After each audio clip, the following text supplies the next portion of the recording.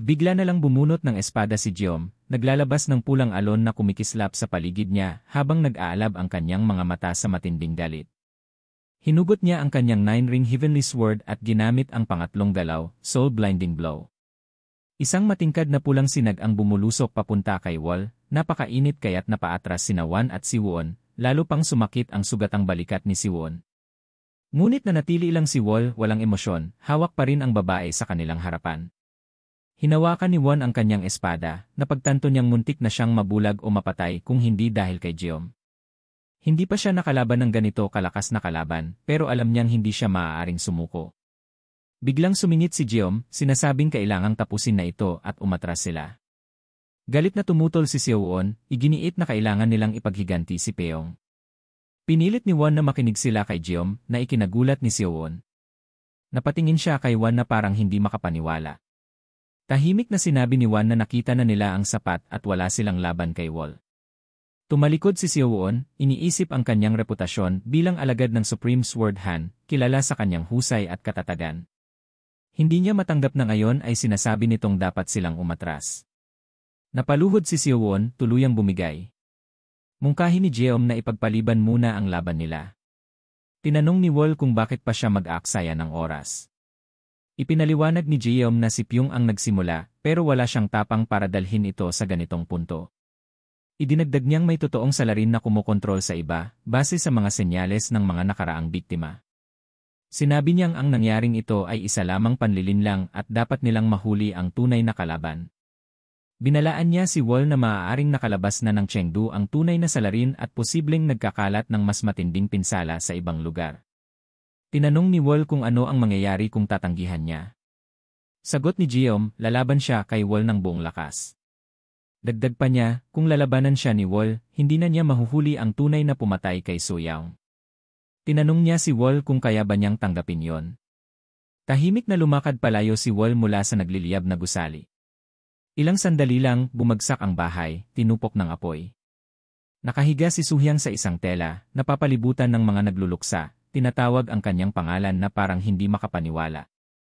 Humarap si Wol sa isang babae at sinabing mawawala siya sandali, iiwan sa kanya ang Fragrance Pavilion.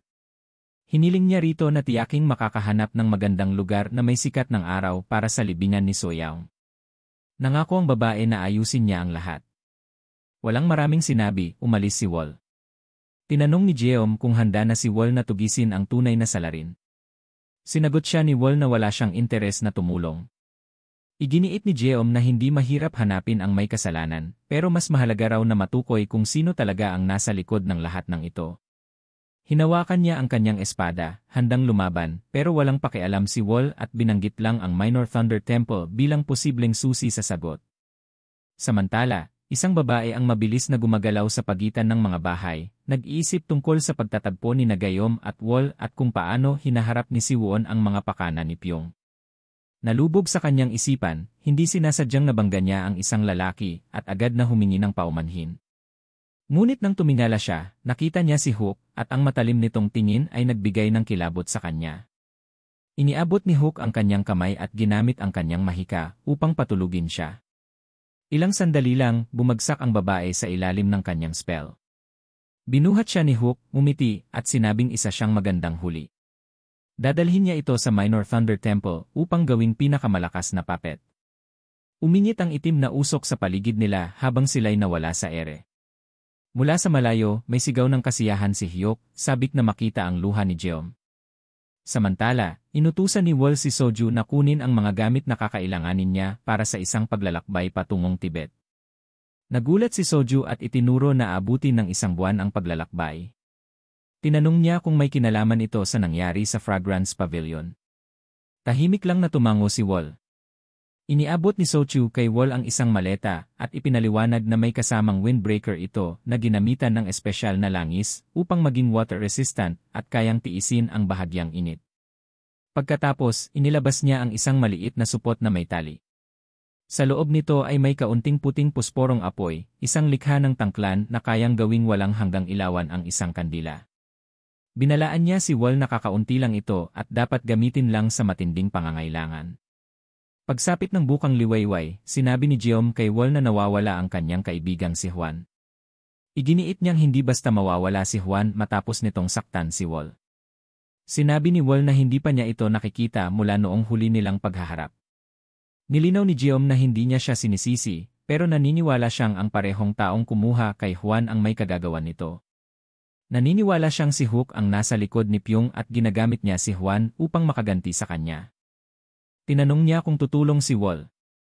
Sumagot si Wall na siya mismo ang pumatay kay Pyong at tinangka niyang ubusin ang tauhan nito, kaya wala talaga siyang interes na makisali. Ipinaalala niya sa lahat na si Pyong ang sumira sa kanilang ari-arian at sumakit sa mga tauhan nila. Sinabi ni Wall kay Giom na huwag mag-aksaya ng oras at maaari silang mag-usap mamaya.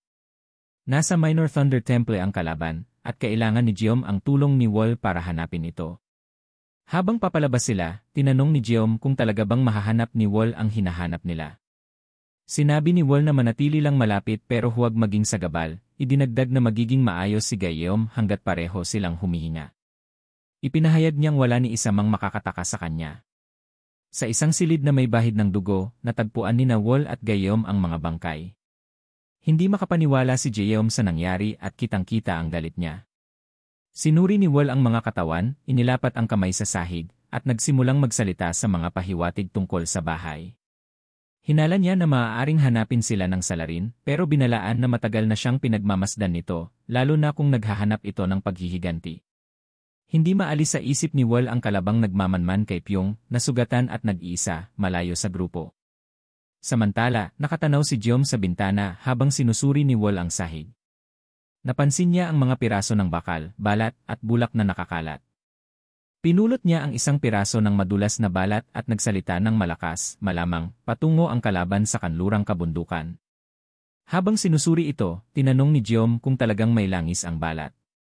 Ipinaliwanag ni Wall na mainam itong gamitin sa mamasamasang panahon. Napaisip si Giom na kung ganoon, maaaring patungo ang kalaban sa manyebeng lugar. Sinabi ni Wall na ang kanlurang kabundukan lang ang mayelo sa pagitan ng Sichuan at Tibet.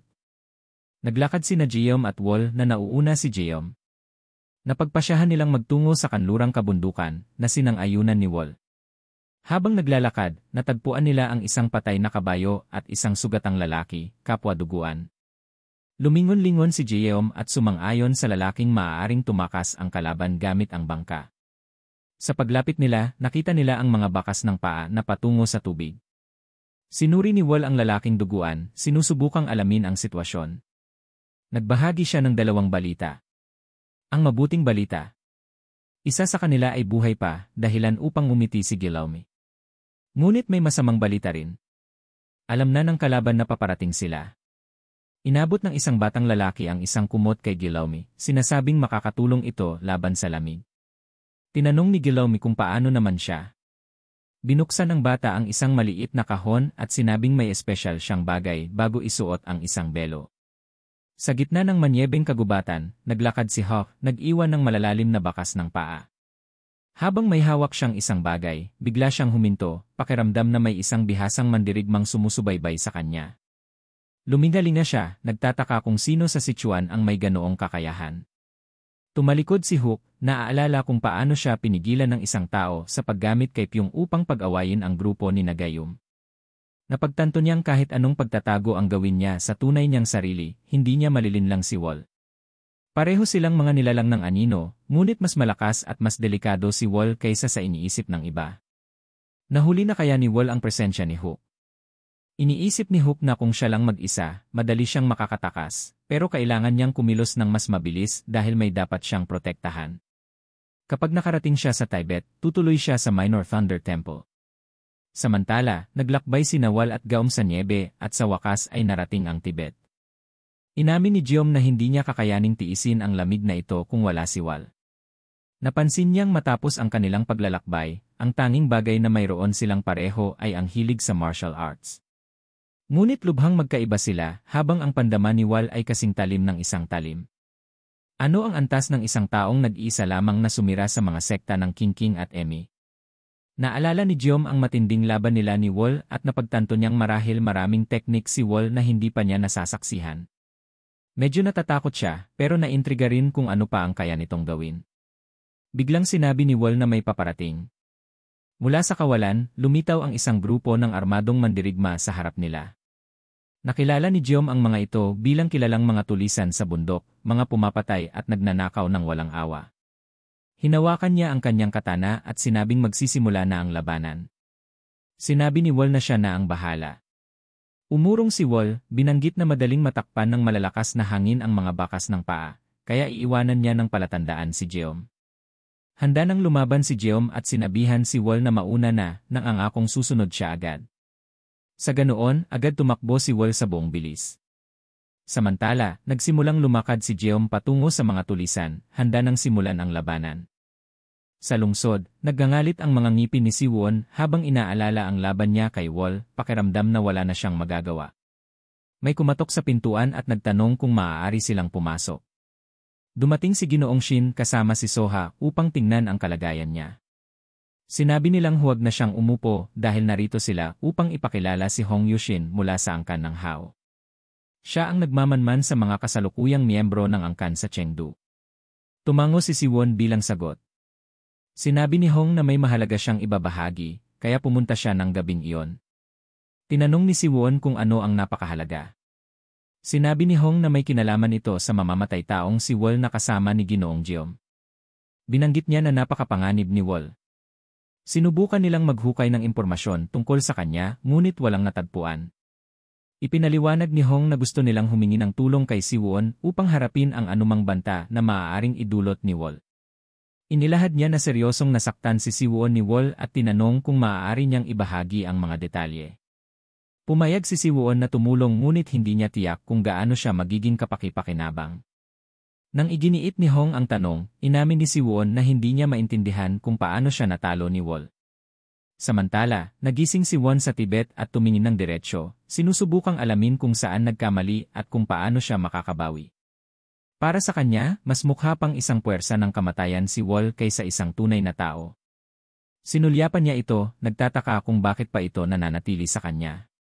Biglang huminto si Hook, nararamdaman ang pagbilis ng paghinga at tibok ng puso ng babae. Luminga siya ngunit walang nakitang kakaiba, isang malawak na lupain lamang. Nagtaka siya kung may hindi siya napapansin. Nagdesisyon siyang dumaan sa mas mahirap na ruta, umaasang mapipilitan si Wol na lumitaw. Napansin ni Wol ang ilang larawan ni Hook na may dalang isang babae, at hindi niya maintindihan kung paano ito nangyayari. Gayunpaman, nagpasya siyang gumawa ng sariling hakbang. Namangha ang babae kung paano tila alam ni Wol ang bawat galaw ni Hook. Naisip niyang sa bawat hakbang ni Hook, hindi nito talaga nawawalan ng paningin kay Wol. Naisip ng babae na hindi nakikita ni Hook si Wol dahil walang sino mang makakakita sa likuran nila. Kahit pamukhang ordinaryo ang mga hakbang ni Wol, hindi pa rin siya matunton ni Hook. Naiinis sa pakiramdam ng sinusundan, biglang huminto si Hook at gumamit ng salamangka upang pilitin si Wol lumabas mula sa mga anino. Nagtaka si Hook kung bakit dahan-dahang sinusundan siya ng lalaking ito. Kung tungkol ito sa pabilyon ng mabangong bulwagan, maaari na itong kumilos noon pa. Napagtanto niyang mas interesado siguro si Wol sa babaeng hawak niya.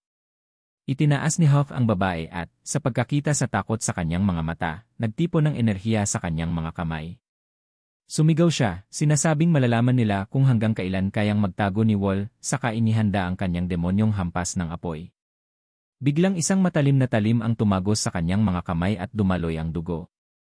Hindi niya man lang napansin kung saan nanggaling at saan nawala ang mga patalim. Bumagsak ang babae sa nyebe, habang nakatingin si Hog sa kanyang duguang mga kamay, nakadarama ng matinding takot nang mapagtanto ang seryosong sitwasyon. Alam niyang kailangan niyang kumilos agad kaya tumakbo siya patungo sa templo ng kulog sa gitna ng nyebe.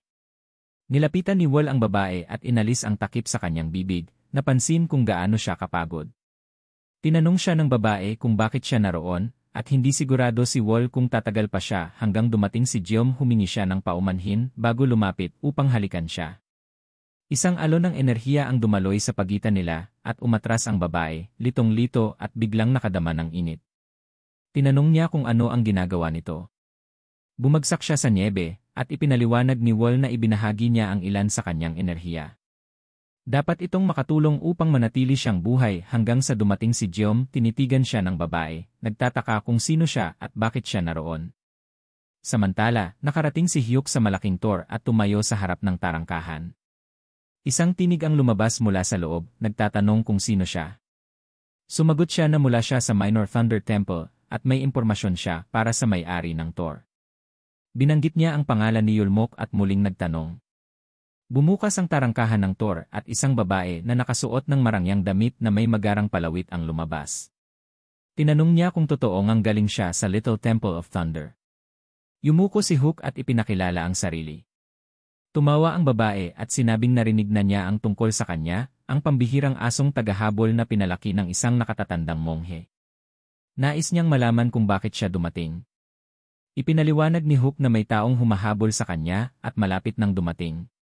Binalaan niya ito na ang humahabol ay napakabihasa sa pagsunod ng hindi napapansin, kaya kailangan nilang maghanda. Tumawa si Yulmok, natatawa sa ideya na isang mangangaso ang hinahabol ng isa pang mangangaso. Sinabi ni Hook na walang dapat ipag-alala. Sumagot ang babae na kahit ang matandang mongheng nagpalaki sa kanya, ay hindi makakatawid sa Thor nang hindi nagdulot ng gulo. Biniro niya ito, sinabing gagawa siya ng munting pabor upang mapanatili siya sa utang na loob. Pagkatapos ay idinagdag niya na ang isang asong duwag na tulad ni Hook ay dapat na magtago roon. Tumango si Hook, sinabing ayos lang sa kanyang manatili doon ng magdamag. Kinagabihan, nakahiga si Hook sa kama na nakapikit ang mga mata. Napansin niya ang dalawang madugong pulsera sa tabi niya, at nang ininulat niya ang kanyang mga mata at nakita ang mga ito, agad siyang kinabahan. Hinawakan niya ang mga pulseras at naalala niyang dating pag-aari ni Mok ang mga ito. Sa isang pagbabalik-tanaw, makikita si Wol na nakatayo sa harap ng Thor. May isang tao mula sa loob na tumawag upang tingnan kung sino ang naroon, ngunit walang sumagot. May isang lalaki na sumilip sa tarangkahan, litong-lito, habang ang isa pa ay nagtanong kung may dumaan ba. Iginiit ng unang lalaki na may narinig siya sa pintuan, pero wala namang tao. Biglang lumitaw si Wol sa likuran nila at marahas na hinablot ang nakakakilabot na madugong pulseras.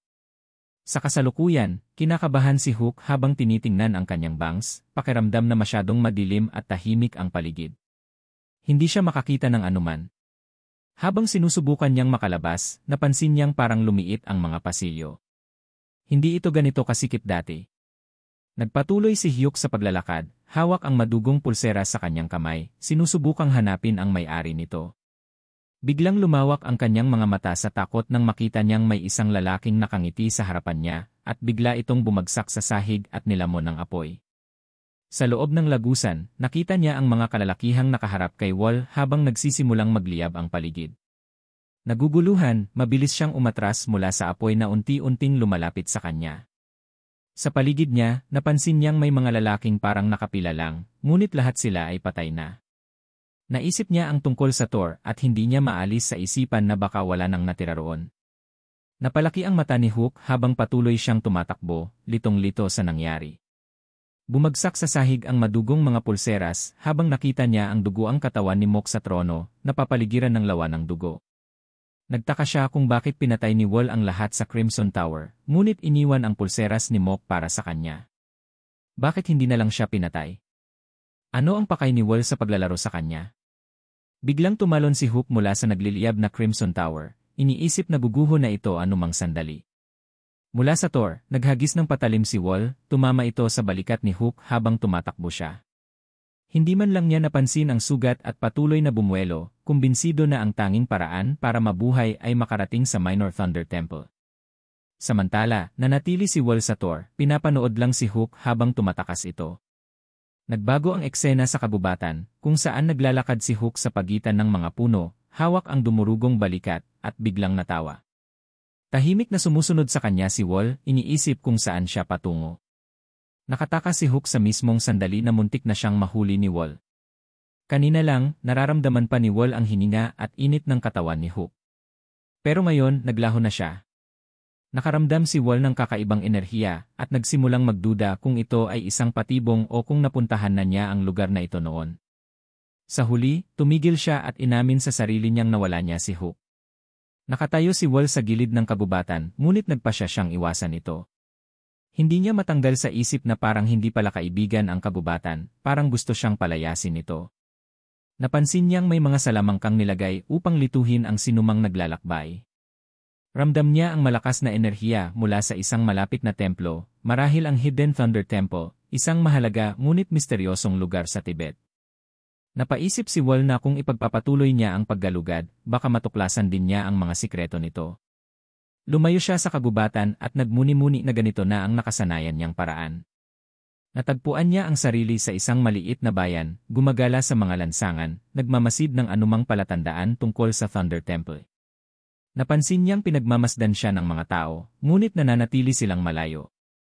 Tahimik ang mga lansangan, parang iniiwasan ang mga dayuhan. Biglang may isang batang lalaki na lumapit sa kanya, may hawak na bato. Mabilis itong sumiksik sa isang sulok at inihagis ito ng malakas. Hindi man lang tumingin si Wol, pero nasalo niya ito ng walang kahirap-hirap. Sumigaw ang bata, sinasabing umalis si Wol sa kanilang bayan. Sa likuran niya, isang grupo ng tao ang nagtipon, sumisigaw para sa kanilang kaibigang si Myung.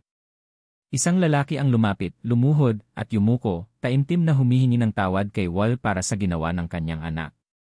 Isa-isang lumuhod ang mga tao sa bayan, nagmamakaawa kay Wol. Itinaas ng bata ang ulo at matapang na sinabi na hindi siya natatakot kay Wol. Sinabihan ni Wol ang bata na kumalma, na hindi niya kailangang patunayan ang sarili niya tulad ng kanyang kapatid. Ngunit iginiit ng bata na hindi siya natatakot, kahit pa ginawa nilang halimaw ang kanyang kapatid. Doon nagtanong si Wol tungkol sa mga taong kumuha sa kanyang kapatid. Biglang tumayo ang bata at sinabing hindi niya alam, pero iniisip niyang may kinalaman ang mga gaya ni Wol mula sa Thunder Temple. Nag-iba ang ekspresyon ni Wol nang marinig ang tungkol sa Thunder Temple. Lumapit siya sa bata, hinihikayat itong magpatuloy sa pagsasalita.